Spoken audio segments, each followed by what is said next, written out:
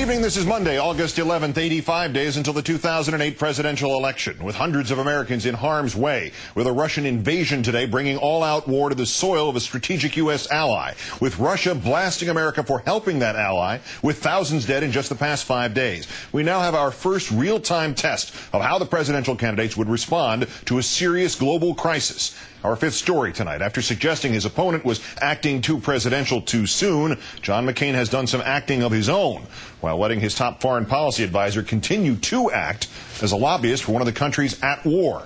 In supposedly swing state Pennsylvania today, McCain adopted presidential imagery and gave a presidential speech in appearance, if not delivery, about today's invasion of Georgia, a much smaller neighbor that broke away from Moscow in the 90s and has been moving away politically further for several years. But McCain did not address questions such as, why did the U.S. permit Georgia to march last week into the capital of South Ossetia, one of Georgia's two breakaway regions, both with strong ties to Moscow, which claimed Georgia's move threatened thousands of Russian citizens there? Why did the U.S. knowingly provoke Moscow for years by building up Georgia's military? Why did the vice president talk about making sure Russia was not unanswered when we have no intention to go to war with them, to say nothing of having no troops? And why is McCain's top foreign policy advisor still Randy Schooneman, while his company is still paid to lobby for Georgia? Instead, McCain rattled sabers as if voters had already said they were his to rattle. This would be unacceptable to all the democratic countries of the world and should draw us together in universal condemnation of Russian aggression. Russian President Medvedev and Prime Minister Putin must understand the severe long-term negative consequences that their government's actions will have for Russia's relationship with the United States and Europe. By contrast, in calling for a return to the status quo before Georgia marched into South Ossetia, Obama used language rejecting McCain's geopolitical simplicity, suggesting that Georgia also stepped out of line. Russian peacekeeping troops should be replaced by a genuine international peacekeeping force. Georgia should refrain from using force in South Ossetia and Abkhazia, and a political settlement must be reached that addresses the status of these disputed regions. McCain's language, meanwhile, was echoed by the architects of the Iraq War. Vice President Cheney saying, quote, Russian aggression must not go unanswered. Fellow neocon William Kristol arguing that Georgia's participation in Iraq means, quote, we owe Georgia a serious effort to defend its sovereignty. Surely we cannot simply stand by.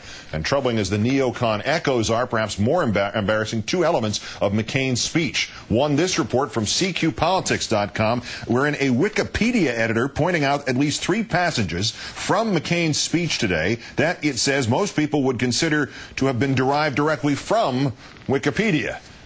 Maybe he can use the internet. And point two about the speech and its echoes of Iraq, offered without comment this moment of candor.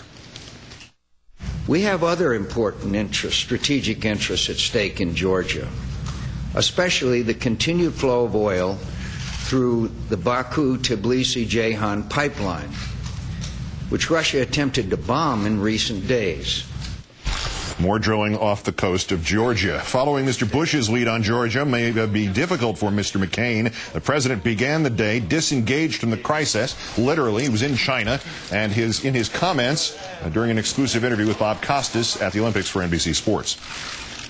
It's just interesting to me that here we are, trying to promote peace and harmony, and we're witnessing a conflict take place. Right, no Olympic truce in this case. There wasn't, and I was very firm with Vladimir Putin, and he and I have got a good relationship, just like I was firm with the Russian president. Despite his Olympic chat with Putin, Putin invaded today anyway. And tonight the president sounded much more like McCain, making demands without backing them up. Russia's government must respect Georgia's territorial integrity and sovereignty. The Russian government must reverse the course it appears to be on and accept this peace agreement as a first step toward resolving this conflict. Those demands possibly undercut by Mr. Bush's own inability to keep clear which country was invaded today. It now appears that an effort may be underway to depose Russia's duly elected government. bring in a former senior director at the National Security Council, Flynt Leverett, now a senior fellow at the New Americas Foundation. Thank you for your time tonight, sir. Thanks for having me. What can we interpret from what we heard? How exactly would a President McCain defend Georgia in this? Well, Senator McCain has made clear in his presidential campaign that he would continue, and I would say even exaggerate, the failed and counterproductive approach of the Bush administration to Russia. Senator McCain says he wants to kick Russia out of the G8. He wants to provide military assistance to Georgia. As your setup noted, his chief foreign policy advisor has been a paid lobbyist for the Georgian government for several years. As bad as U.S.-Russian relations are right now under the Bush administration's approach, if you project forward a year from now, 18 months from now, under a McCain administration, U.S.-Russian relations could get significantly worse. Obama, in his statement, calling for Georgia to disavow force, obviously you can count on McCain pouncing on that. What can you say about it? Well, this is a problem that Senator Obama faces on a number of issues, not just this one. To the extent that he wants to try and take a more nuanced approach, appreciate all of the complexities of a difficult issue, because he doesn't reflexively want to resort to force or to draw lines that the U.S. wouldn't be able to defend anyway. He's always open to the charge of being weak. Certainly, Senator McCain would try to make that point. What's sad is that there are many within Senator Obama's own Democratic Party who would also want to take this bellicose, hot air approach to Russia over this issue. I mean, you just look at a senior figure in the party like Richard Holbrooke and the editorial that he had in today's Washington Post.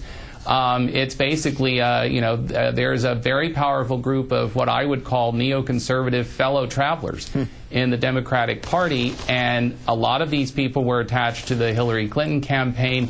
Now the Obama campaign is trying to figure out how to take some of these people in, and I think there's a risk that Senator Obama could, in the end up ceding control or shaping the direction of his policy on important issues to some of these elements. And as you say, this requires a very nuanced response, because we've slapped the back of both of these countries, apparently at both of them at the wrong time. President Bush's famous expression of his naivete about looking into Putin's eyes early on and getting that sense of his soul, and then basically neglecting Russia when it didn't do exactly what we wanted it to for 5 years, and then this is supposed to be Condi Rice's area of expertise.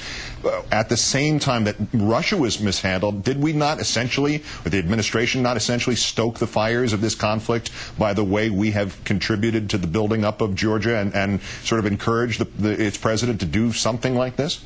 Absolutely.